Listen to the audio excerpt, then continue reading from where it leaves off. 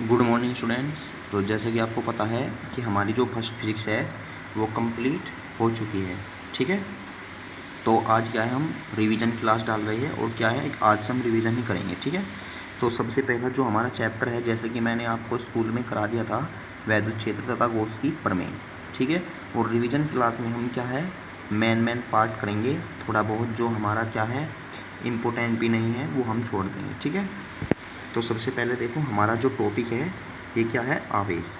ठीक है, क्योंकि मैंने आवेश के बारे में जब हमारी फर्स्ट क्लास हुई थी स्कूल में तो मैंने वो क्या है करा दिया था। ठीक है, वहाँ पर कवर भी करा देता है कि इसको उत्पत्ति कैसे हुई थी और कैसे होता है। ठीक है, तो हमारी जो सबसे पहली हेडिंग होगी तो वो क्या होगी, आवेश। तो देखो आवेश क्या होता है, सबसे पहले मैं आपको बता दूँ थोड़ी सी बात एक बार, कि जो हमारा परमाणु होता है, ठीक है, परमाणु के नाभिक में क्या होते हैं, प्रोटॉन प्लस न्यूट्रॉन, और इसके बाहर क्या होते हैं हमारे इलेक्ट्रॉन।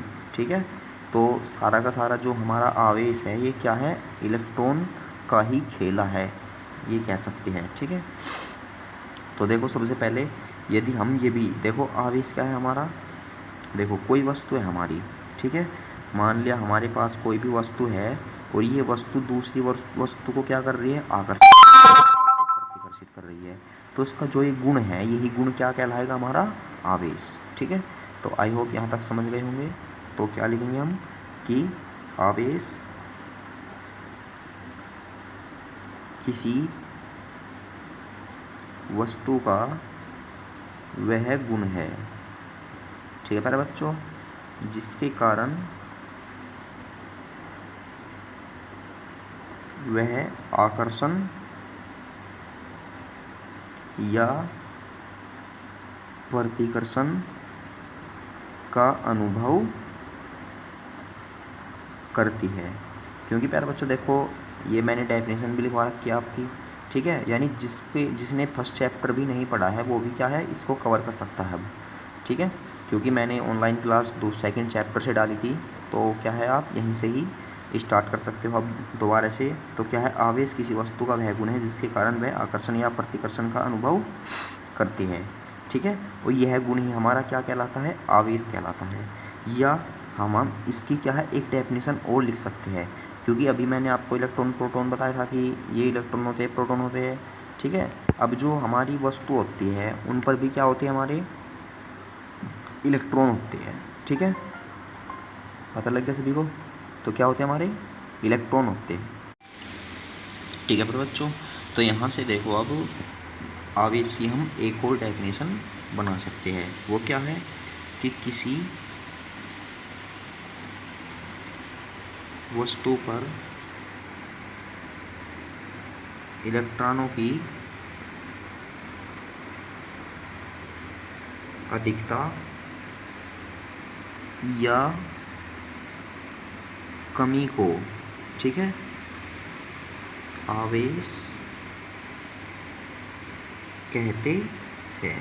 ठीक है प्यारे बच्चों, अब यहाँ से देखो हमने बता दी कि यहाँ पे कमी और अधिकता वो कहते हैं, और जो हमारा आवेश होता है ये हमारा दो प्रकार का होता है, यानी आवेश दो प्रकार का होता है। ठीक है, तो सबसे पहला जो हमारा आवेश होता है, एक होता है धनावेश। देखो न्यूमेरिकल में ये भी आते हैं कि किसी वस्तु पर इलेक्ट्रॉनों की कमी या अधिकता है तो उस वस्तु पर कैसा चार्ज होगा। ठीक है, तो ये हमें पता लगेगा हमारी डेफिनेशन से। ठीक है, तो सबसे पहले जो हमारी डेफिनेशन होगी वो धनावेश की क्या होगी, देखो धनावेश में हमारा धन आया हुआ है, यानी कि हम इसकी कंपेयर धन से भी कर सकते हैं, यानी जो व्यक्ति धनी होगा वो क्या करेगा, दूसरे जो व्यक्ति है गरीब आदमी उनको क्या देगा, वो धन देगा। तो इसी प्रकार हमारा जो धनावेश है, ठीक है, तो धनावेश क्या देगा, हमारा इलेक्ट्रॉन देगा ये। ठीक है, तो इसका मतलब है यहाँ पे कि किसी वस्तु पर इलेक्ट्रॉनों की कमी को क्या कहेंगे हम, धनावेश कहते हैं। देखो जब भी न्यूमेरिकल में आपसे ये कह दिया जाए कि किसी वस्तु पर इतने इलेक्ट्रॉनों की कमी या अधिकता है, ठीक है, तो आपको क्या करना है वहाँ पे, साथ के साथ ही ये की पॉइंट पकड़ना है कि कितने इलेक्ट्रॉनों की कमी है या अधिकता है। तो जब भी कमी कहेगा तो वस्तु पर कौन सा आवेश उपस्थित होगा, धनावेश। ठीक है, अब नंबर 2 पर आता है हमारा ऋणावेश। ठीक है प्यारे बच्चों, अब देखो ऋणावेश क्या होता है, इसमें तो हो गई हमारी कमी। अब ये बताओ ऋणावेश है, ऋणावेश का मतलब होता है जो व्यक्ति ऋणी होता है। ठीक है, तो किसी वस्तु पर इलेक्ट्रॉनों की अधिकता को ऋणावेश कहते हैं। ठीक है प्यारे बच्चों, इतनी बातें हो गई। अब इसके बाद में देखो ये हो गया हमारा। अब यहाँ पे हम लिखेंगे आवेश के मात्रक, आवेश का मात्रक व विमा, और यहीं से ही हम क्या लिखेंगे, इसका सूत्र बाद में लिखेंगे, छोड़ो भी। ठीक है, तो सबसे पहले हम लिख देते हैं कि जो आवेश का मात्रक होता है क्या होता है वो, यानी आवेश का मात्रक क्या होता है प्यारे बच्चों, ये होता है हमारा कूलाम होता है। ठीक है, ये किस में होता है हमारा, एसआई पद्धति में तथा सीजीएस पद्धति में इसका मात्रक क्या होता है, स्टेट कूलाम होता है। ठीक है, और जो हमारा एक स्टेट कूलाम होता है प्यारे बच्चों, एक स्टेट कूलाम बराबर कितना होता है हमारा, 1/3 × 10⁹ कूलाम के। यानी हम ये भी कह सकते हैं कि एक कूलाम बराबर 3 × 10⁹ स्टेट कूलाम के। ठीक है, अब देखो यहाँ पे ये क्या है हमारी, यह एक अदिश राशि है। ठीक है, और इसकी जो विमा होती है, इसकी विमा क्या होती है इसकी, कैपिटल A-T, क्योंकि सभी 11th में पढ़ के आए होंगे विमा क्या होती है।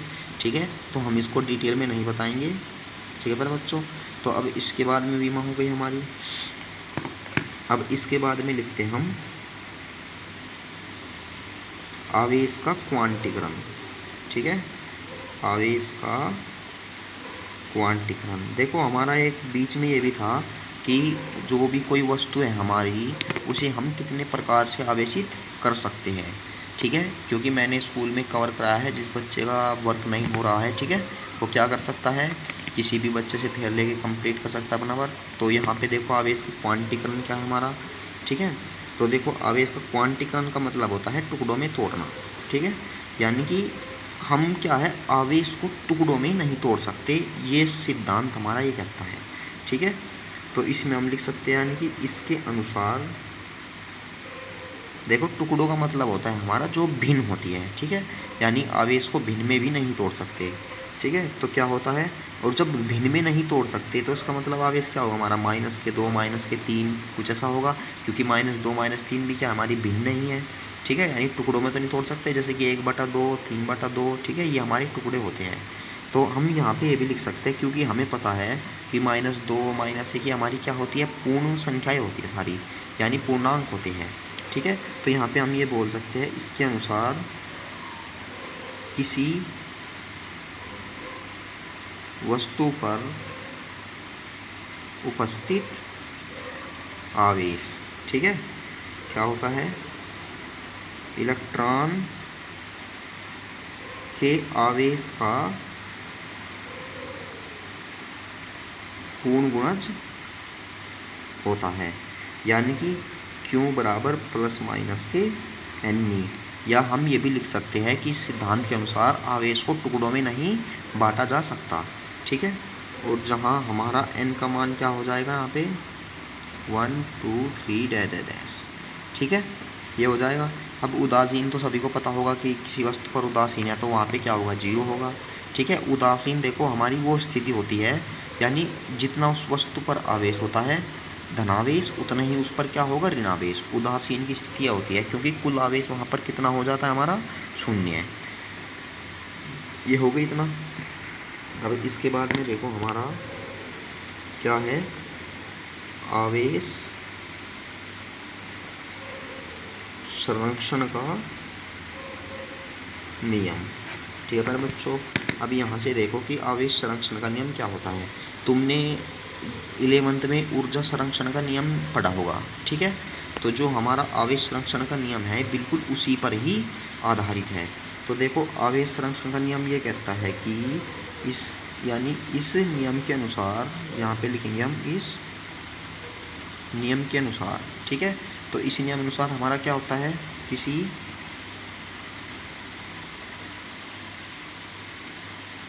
किसी वस्तु को छोड़कर हम क्या लिख सकते हैं, ये लिख सकते हैं कि आवेश को न तो उत्पन्न किया जा सकता, ठीक है, और न ही इसे नष्ट किया जा सकता। ठीक है, इसको केवल एक वस्तु से दूसरी वस्तु पर